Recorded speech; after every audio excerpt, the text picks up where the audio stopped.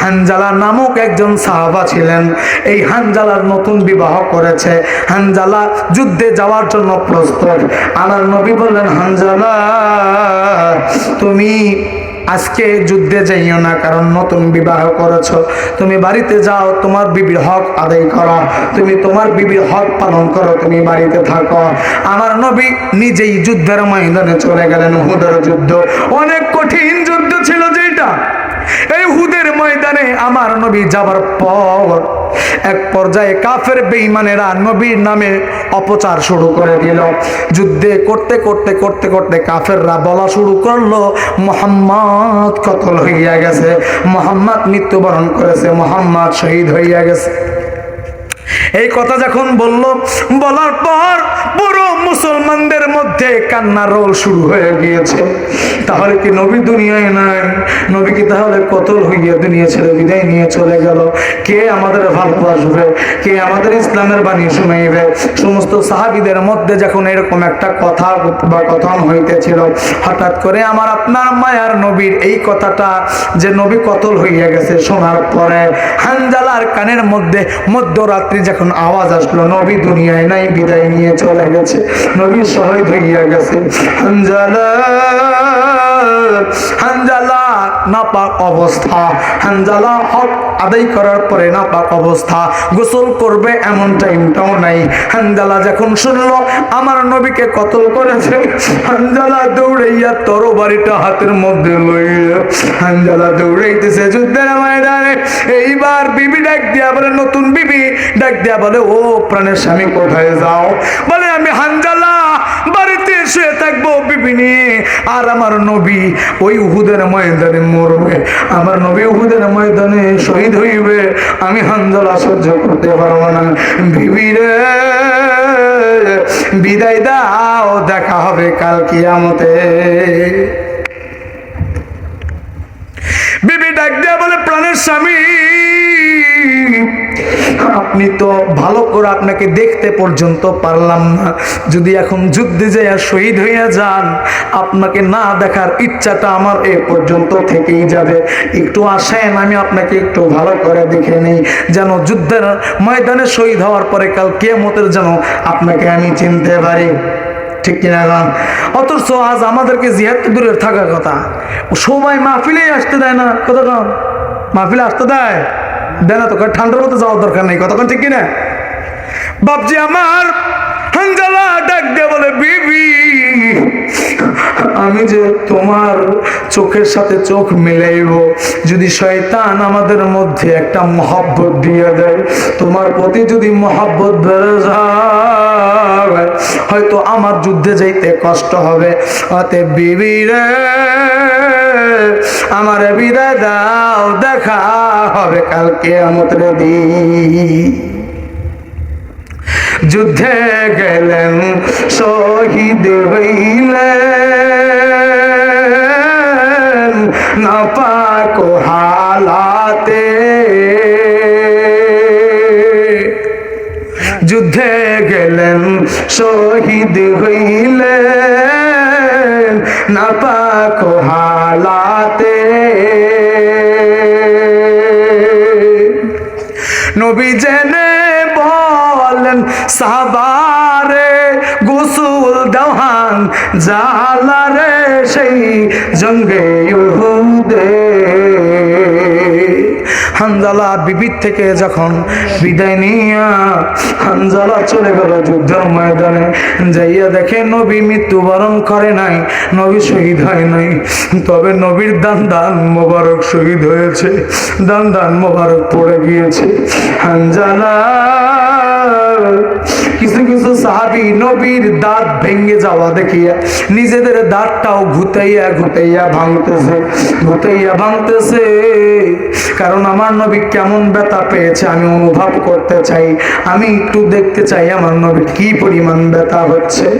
বাবজি আমার হানজালা যাইয়া দেখে চতুর্দিক থেকে কাফের বেঈমানেরা তীরটা আমার নবীর দিকে তাক করে আছে, কারণ সবার একটা ইচ্ছা, যদি মুহাম্মদকে কতল করা হয় তাহলে তাহলে আর ইসলামের বাণী কেউ বলবে না, আর ইসলামের কথা কেউ বলবে না, আর ইসলাম দাওয়াত দেওয়ার মতো আর কেউ থাকবে না। আগে মুহাম্মদকে কতল করা দরকার, একটু জিকির করি লা ইলাহা গরপানি না বল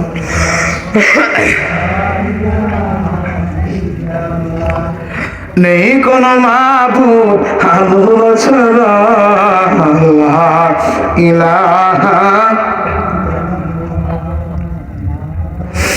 লা ইলাহা ইল্লাল্লাহু মুহাম্মাদুর রাসূলুল্লাহ। খারাপ লাগতেছে? খারাপ লাগতেছে? রাত মনে হয় বেশি হয়ে গেছে, তাই না? সেটা তো মনে কি বাপজি আমার হানজালা যখন দেখলো আমার নবীর দিকে সকলেই তীর তাক করে রেখেছে, আমার নবীর দিকে তীর ছুড়বে, হানজালা মনে মনে চিন্তা করে যদি আমার নবী শহীদ হয়েই যায়, কার মুখে আর ইসলামের বাণী শুনব? কে এত সুন্দর করে আমাদের ইসলামের বাণী শুনাইবে?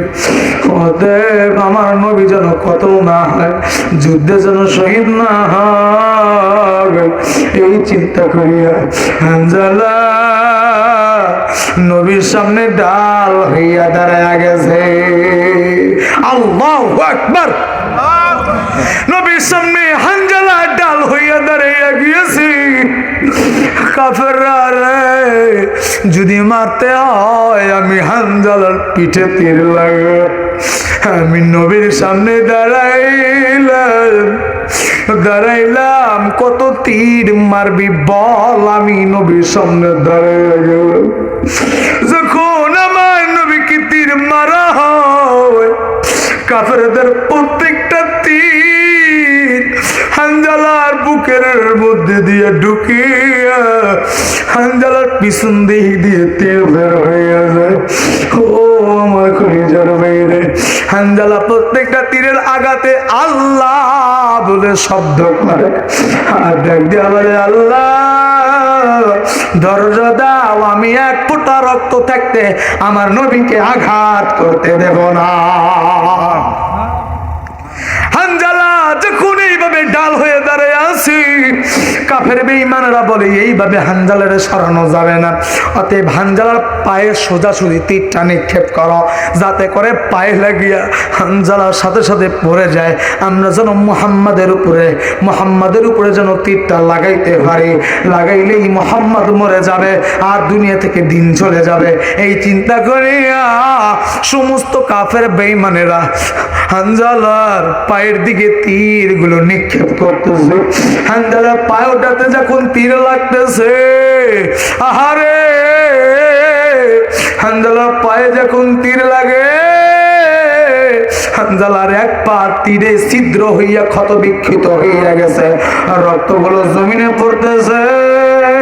এই সময় হানজালা এক পায়ের উপর দাঁড়াইয়া হানজালা এইভাবে তাকাইয়া বলে, কাফেররা রে, মারিস না আমার নবীর, তোরা চিনিস না, যদি চিনতি রে আমার নবীর উপর হাত তোরা উঠাইতি না, আমার নবীর দিকে তীর তোরা মারতি না। সমস্ত কাফেরেরা হানজালার আর পায়ের দিকে তীর নিক্ষেপ করতেছে, তীরগুলো হানজালার বাম পায়ে লেগে লেগে ছিদ্র হইয়া গেল, হানজালা পড়ে গেল, হাঁটুর মাধ্যম দিয়ে নবীর সামনে ডাল হয়ে দাঁড়ায় আছে। আল্লাহু আকবার, আরো জোরে বলেন আল্লাহু আকবার। হাঁটুর মাধ্যম দিয়ে নবীর সামনে ডাল হয়ে পড়ে আছে। আমার নবী ডাক দিয়ে বলে, হানজালা তুমি এমন কষ্ট আমার জন্য করো, হানজালা রে আমার সহ্য হয় না রে হানজালা। হানজালা ডাক দিয়ে বলে, নবী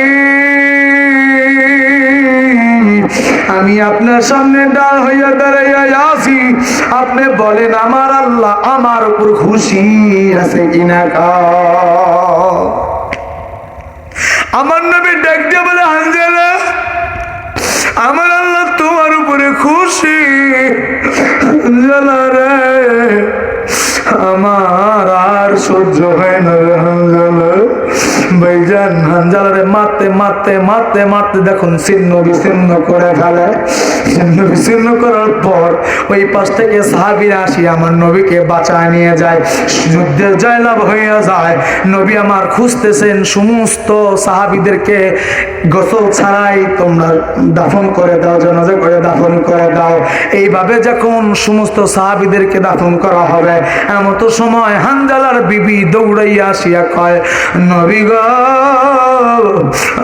আমার স্বামী হানজালারে গোসল না দিয়ে আপনি দাফন করিয়েন না, কারণ আমার স্বামী সহবাস করার পর, হালালিপ্ত ভাবে সহবাস করার পর নতুন অবস্থায় গোসল না কইরাই আমার স্বামী যুদ্ধের ময়দানে রেডি হইয়া গেছে। আমার নবী চোখের পানি ফেলাইয়া ডাকটা বলে, সাহাবীরে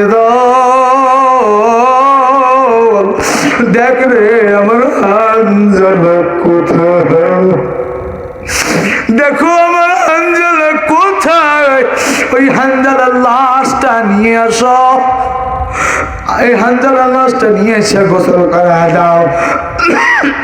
সাহাবায়ে কেরাম দেখুন হানজালার লাশটা খুঁজতে গেছে, যাইয়া দেখে হানজালার দাড়ি মোবারক দিয়ে পানি টপ টপ করে পড়তেছে। একটু জিকির করিলা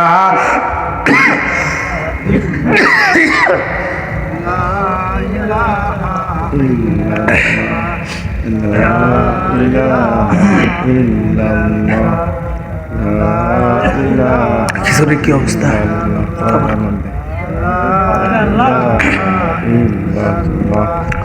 নেই কোন মাবুদ আল্লাহ ছাড়া,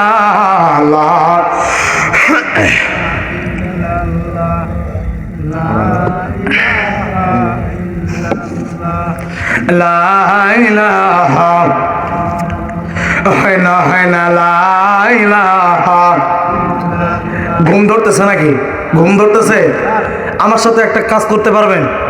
ঘুম ধরছে যেহেতু কাজ করতে পারবেন? আমি তো অসুস্থ মানুষ, শীতের দিন দেখতেছেন না কি অবস্থা। যাই হোক, আল্লাহ কবুল করেন, পড়ি আমিন। লিল্লাহে তাকবীর, লিল্লাহে তাকবীর। হাত উঠে নারা দেন, লিল্লাহে তাকবীর। সাদরের মধ্যে থেকে হাতটা একটু বাইরে করেন, ঘুমটা ছেড়ে যাবে না। লিল্লাহে তাকবীর, লিল্লাহে তাকবীর। আল কোরআনের আলো, আল হাদিসের আলো।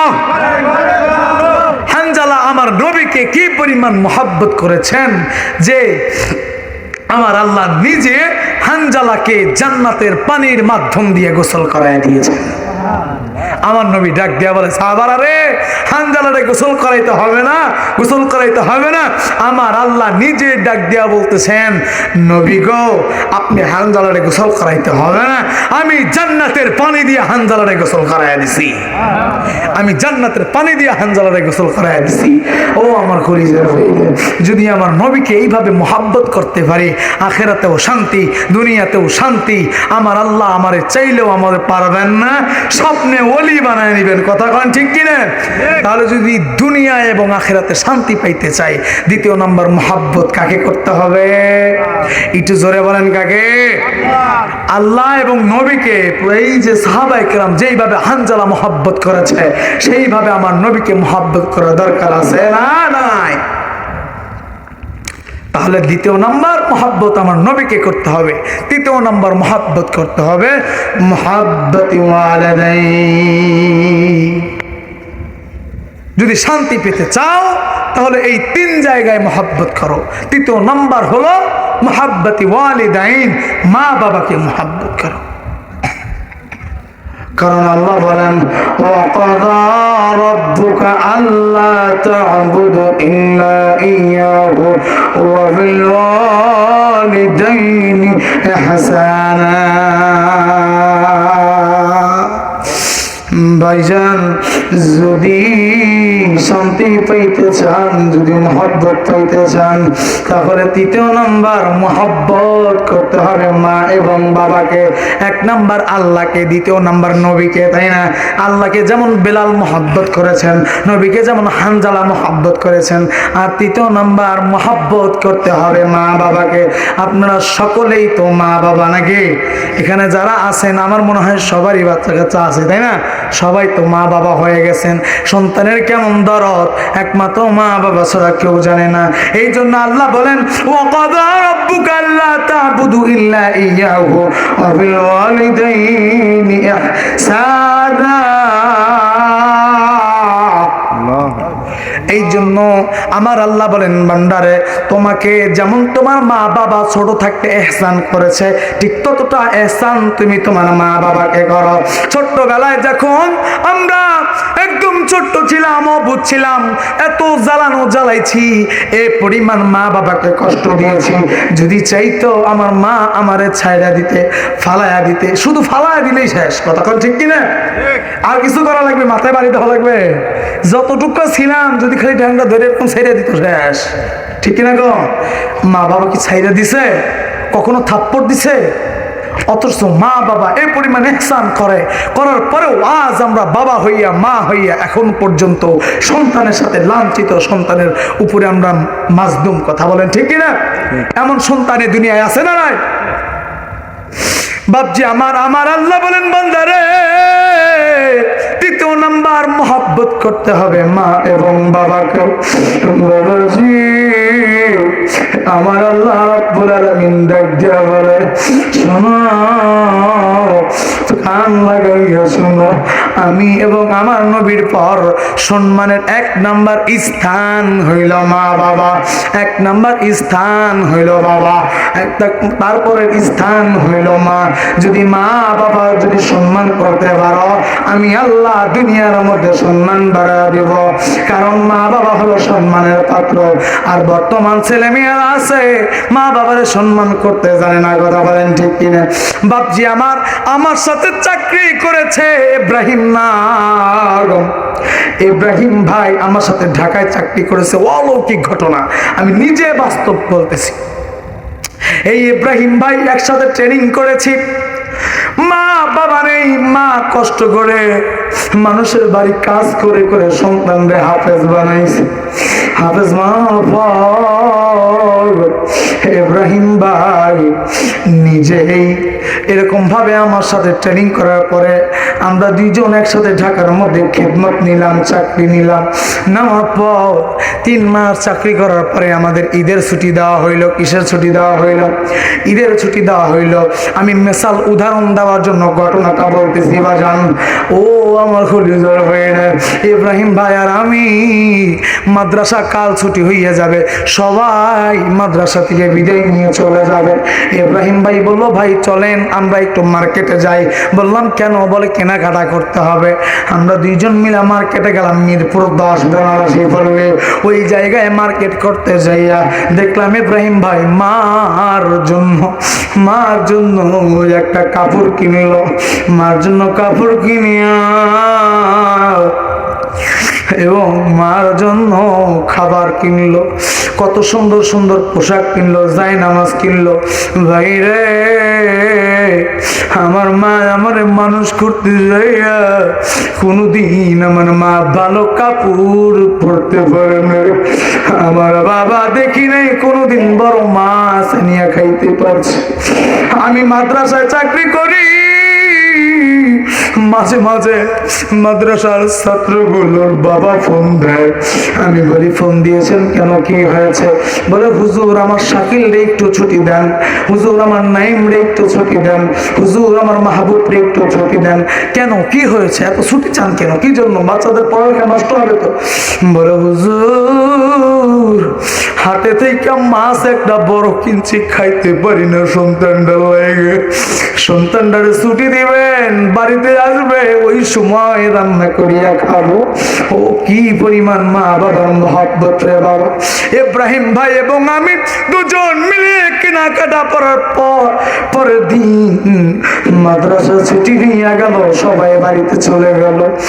একটু চোখের পানিটা এখন ফলাইয়া দেবেন, মনটা নরম করবে।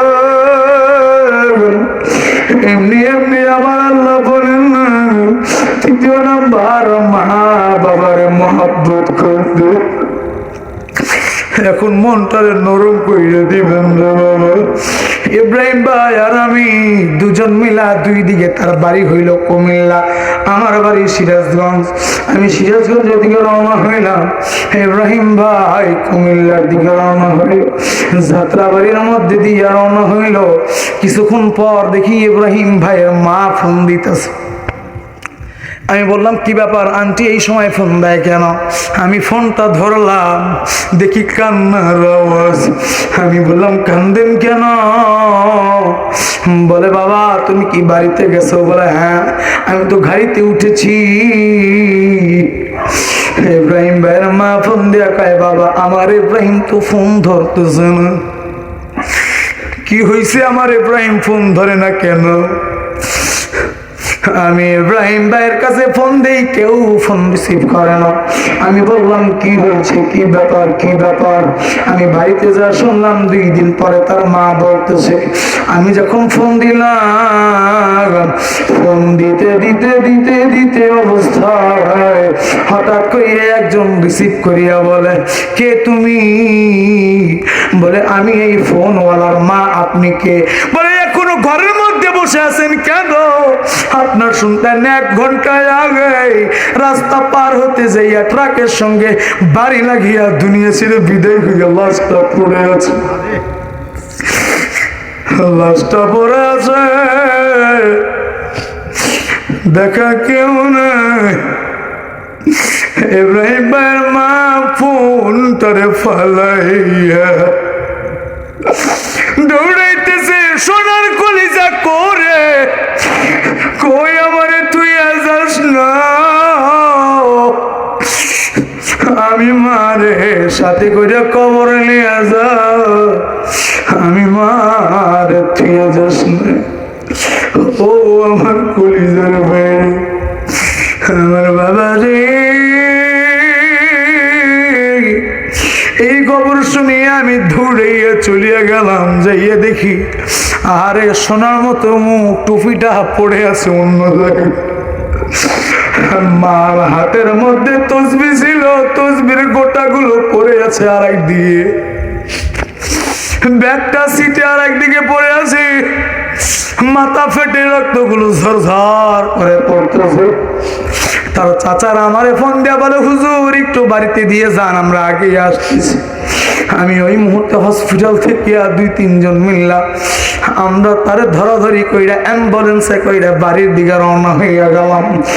রওনা হওয়ার পর যখন অ্যাম্বুলেন্সের আওয়াজটা বাড়ির দরজায়, এমন সময় দেখি পাগলের মতো একজন ছুটিয়ে আসতেছে।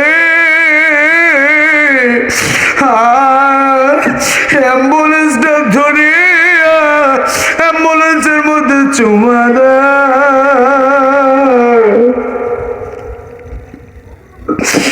অ্যাম্বুলেন্সের মধ্যে চুমা দেয় আর কলিজা কলিজা বইলা থাকে আল্লাহ আল্লাহ। এখন যার মা নাই সেই জানে মার কত কষ্ট। আমার মা, আরে মা, আরে মা। আমি দেখতেছি গ্লাসটা এরকম ভাবে হাতাইতেছে আর চুমা দিতেছে।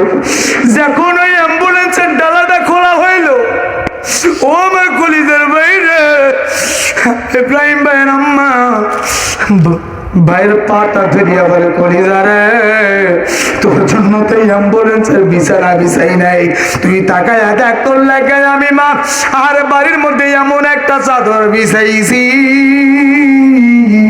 ওই চাদরে আসিয়া আমার ইব্রাহিম ঘুমাইবে। আমার ইব্রাহিম হাফেজ হইয়া গেছে, আমার আমার ইব্রাহিম ঘরে এই গ্রামের মধ্যে একজন সম্মানী ব্যক্তি হাফেজ। ইব্রাহিমকে কি আর এই ভাঙ্গা চুরো কোনো কিছু দিয়ে বসানো যায়? আমি মা এই জন্য চাদর বিছাইয়ে রাখছি, আসবে আমার সন্তান ওই জায়গায় বসবে। টাকা দেখ বাবা, অনেক দিন পর আমি মা তোর জন্য কিছু মাংস রান্না করে রেখেছি। কই গেলি তোর আগে কেন আমি মার মৃত্যু হইলাম না? তুই জানো তোর জন্ম দিতে যাইয়া আমি মা কত কষ্ট করেছি। ও আমার কলিজার ভাইরা জানেন না, আমারে আপনারে জন্ম দিতে যাইয়া আমার আপনার মা এই পরিমাণ কষ্ট করেছে, এই পরিমাণ কষ্ট করেছে জানেন না। 10 মাস 10 দিন যখন আমার মার গর্ভে আমি হয়েছি, 10 মাস 10 দিন হওয়ার পর আমরা জমিনে আসার পূর্বে 3 দিন আগে আমার মার মধ্যে একটা ব্যথা শুরু হয়ে যায়। কারণ এই ছোট্ট ছোট্ট পাখানা দিয়ে এমন ভাবে মারা রক্ত মেরেছি, মারার সঙ্গে সঙ্গে আমার আপনার মা পেট দিয়ে দাঁড়াইয়া গেছে। মা আমার খানা খাবে একটু বসেছিল, বসার সঙ্গে সঙ্গে এমন ভাবে লাথি মারছি আমার মা খানার প্লেটটা ধাক্কা দিয়ে দাঁড়াইয়া গিয়েছে। আমার মা একটু বাথরুম করবে এমন ভাবে ধাক্কা মারছি আর গুড়ি মারছি, লাথি মারছি, আমার মার বাথরুম বন্ধ হয়ে গেছে।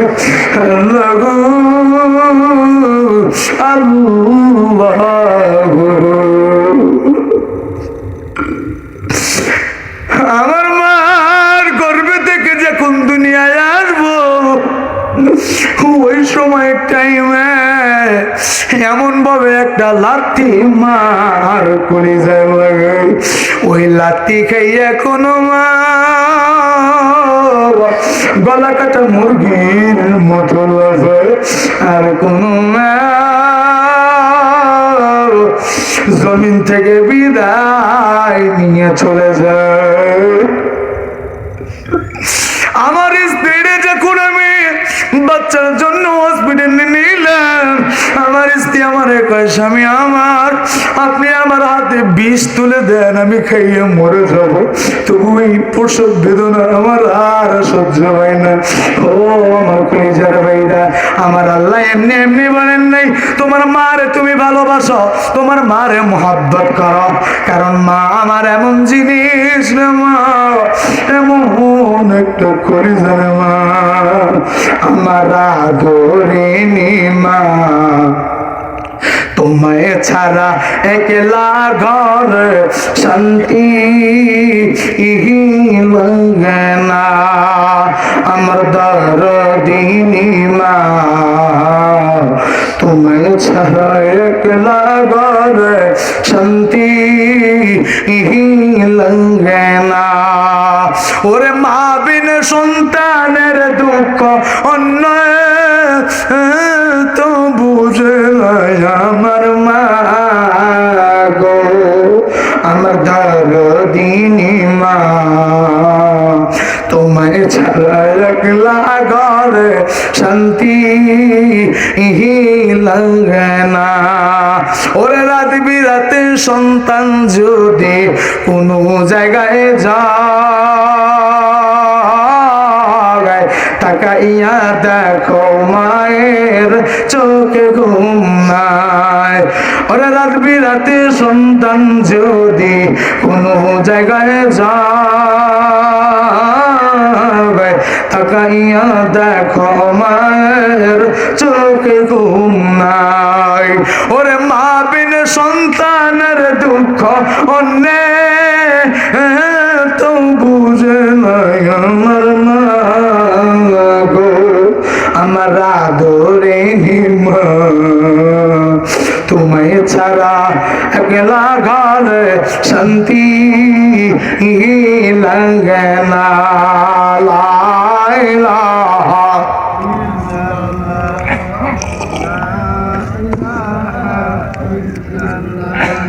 ইল্লাল্লাহু ইল্লাল্লাহ।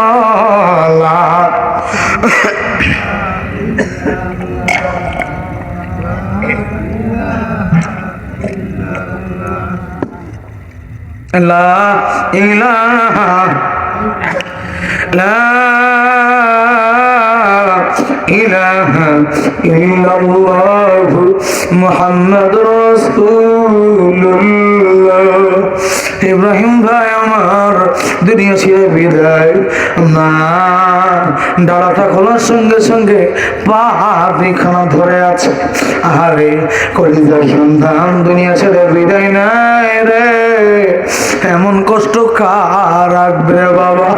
যাদের মা নাই তারাই আমি আমার মার কষ্ট তারাই বুঝবা, যাদের মা আছে তাদের বুঝাইতে পারবা না। আমি মাদ্রাসায় চাকরি করি, ওই ঢাকার মাদ্রাসায় যখন ছুটি দিতাম দেখতাম মাঝে মাঝে ছাত্রগুলো চলে যায়, বাড়িতে চলে যাইতো। আর ওই ছুটির দিন সকালে দুইটা বাচ্চা সিঁড়ির কাছে দাঁড়াইয়া দাঁড়াইয়া দেখি কি যেন টুকরে টুকরে বলতেছে।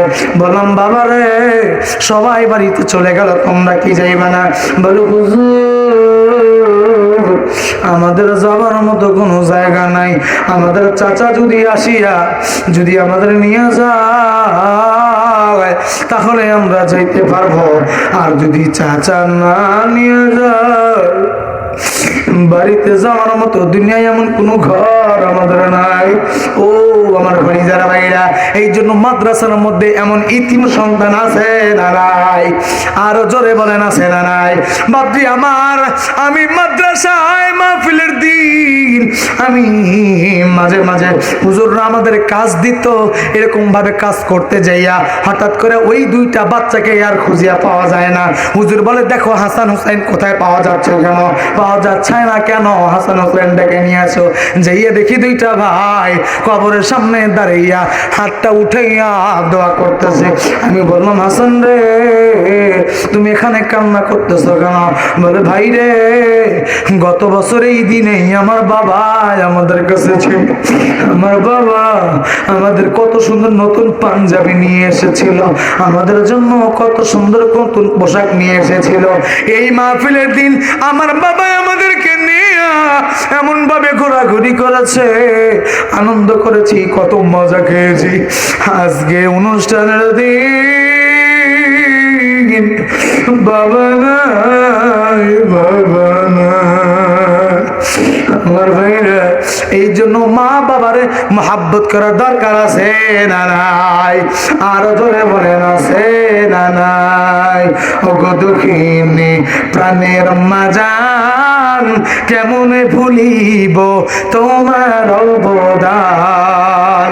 ওগো দুঃখিনী প্রাণের মাজান কেমনে ভুলিব তোমার অবদান। তোর চেহারা দেখলে মাগো জুড়াইয়া যায় মোদেরি প্রাণ। তোর চেহারা দেখলে মাগো জুড়াইয়া যায় মোদেরি প্রাণ। ওগো দুঃখিনী প্রাণের মাজান কেমনে ভুলিব তোমার অবদান। লা ইলাহা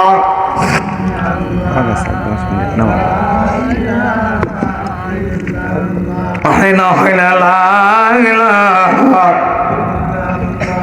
ইল্লাল্লাহ ইল্লাল্লাহু ইল্লাল্লাহ লা ইলাহা ইল্লাল্লাহ জোরে লা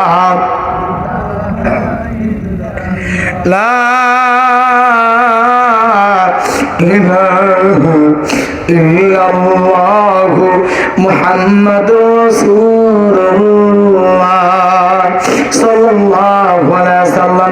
তাহলে কয়জনকে আল্লাহ মহব্বত করছে বলছেন? তিনজনকে। কয়জনকে? এক নম্বর আল্লাহকে, দ্বিতীয় নম্বর নবীকে, তৃতীয় নম্বর মা বাবাকে। মনে আছে তো নাকি? ইনশাআল্লাহ মা বাবাকে মহাব্বত করতে পারবেন তো? ইনশাআল্লাহ পারবেন তো? ইনশাআল্লাহ যদি মা বাবারে মহাব্বত করতে না পারি দুনিয়ায় আর কোন জিনিসে মহাব্বত করব, আর কোন জিনিসে ভালোবাসবা? আর 10টা মিনিট কথা বলবো ইনশাআল্লাহ। ভাইজান মা বাবার জন্য কলিজা ফাটা দোয়া হবে ইনশাআল্লাহ। রাজি আছে না নাই? আরো জোরে বলো আছে না নাই? আরো জোরে বলেন আছে না নাই? বাপজি আমার